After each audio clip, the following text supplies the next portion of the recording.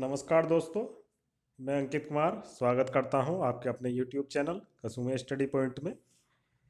और आज हम लेकर के आए हैं हिंदी की चौथी क्लास। बीच में थोड़ा सा हिंदी की क्लास के लिए डिले हो गया था क्योंकि क्लास बन नहीं पा रही थी समय के अभाव के कारण। तो चलिए अब हम लेकर के आए हैं क्लास 4 हिंदी विशेषण। विशेषण की बात कर लेते हैं। सबसे पहले देख लेते हैं परिभाषा। विशेषण होता क्या है? संज्ञा अथवा सर्वनाम शब्दों की विशेषता बताने वाले शब्द विशेषण कहलाते हैं। जैसे गुण, दोष, संख्या, परिमाण। उदाहरण के तौर पे देख लेते हैं लाल गुलाब।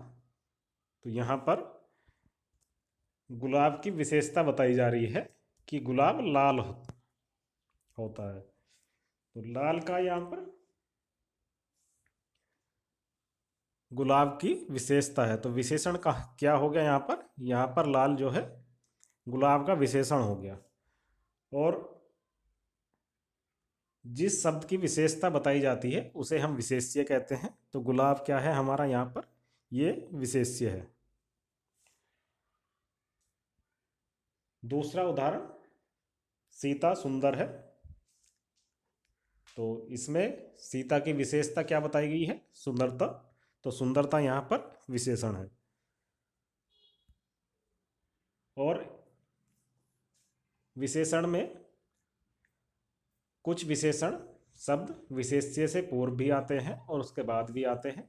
पूर्व में कैसे आते हैं देख लेते हैं। जैसे थोड़ा सा जल लाओ, यानी कि जो विशेषता है थोड़ा सा वो पहले आ गई है, मतलब पूर्व में आ गई है। और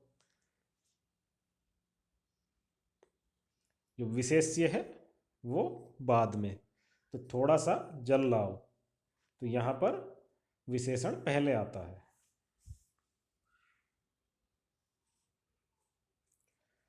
दूसरा उदाहरण है 1 मीटर कपड़ा ले आना। तो यहाँ पर क्या है? विशेषता पहले आ गई। कपड़ा कितना लाना है? 1 मीटर, जो कि विशेष्य से पहले आ गया क्योंकि यहाँ पर कपड़ा क्या है हमारा? विशेष्य। और उसी तरह कुछ विशेषण विशेष्य के बाद में आते हैं। बाद में कैसे आते हैं? जैसे यह रास्ता लंबा है।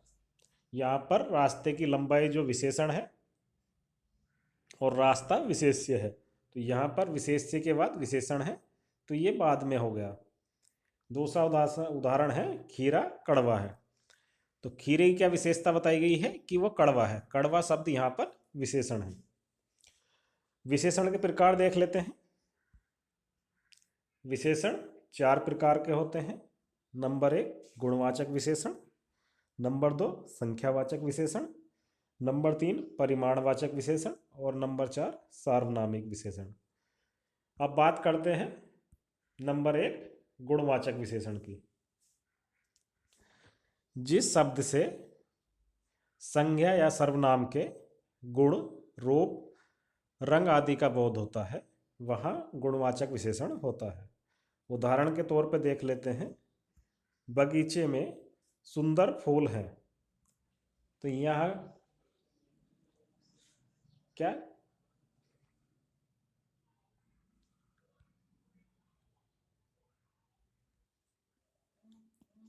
तो यहाँ पर क्या है? बगीचे में सुंदर फूल है, तो फूल की विशेषता बताई जा रही है, उसका गुण बताया जा रहा है। तो यहाँ पर सुंदर विशेषण है। दूसरा है उदाहरण चांदपुर स्वच्छ नगर है। तो ये हमारा हो गए गुणवाचक विशेषण। दूसरा है हमारा संख्यावाचक विशेषण। जिस विशेषण से संज्ञा या सर्वनाम की संख्या का बोध होता है वहाँ संख्यावाचक विशेषण होता है। उदाहरण देखेंगे कक्षा में 40 विद्यार्थी उपस्थित हैं। तो यहाँ क्या हमें संख्या का बोध हो रहा है? कक्षा में कितने विद्यार्थी हैं? 40। हमें पता लग गया कि संख्या में छात्रों की जो संख्या है विद्यार्थी की वो 40 है। तो वहाँ पर संख्यावाचक विशेषण होता है। संख्यावाचक विशेषण भी 2 प्रकार के होते हैं। नंबर 1 निश्चित संख्यावाचक विशेषण और दूसरा होता है अनिश्चित संख्यावाचक विशेषण। अब बात करते हैं निश्चित संख्यावाचक विशेषण। तो जिस वाक्य में निश्चित संख्या का बोध होता है वहाँ निश्चित संख्यावाचक विशेषण होता है। उदाहरण अगर इसका देखें, कक्षा में 10 विद्यार्थी हैं, तो 10 क्या है, हमें निश्चित संख्या है, तो ये हमारा निश्चित संख्यावाचक विशेषण हो गया। दूसरा है अनिश्चित संख्यावाचक विशेषण, जिस वाक्य में किसी निश्चित संख्या का बोध नहीं होता है।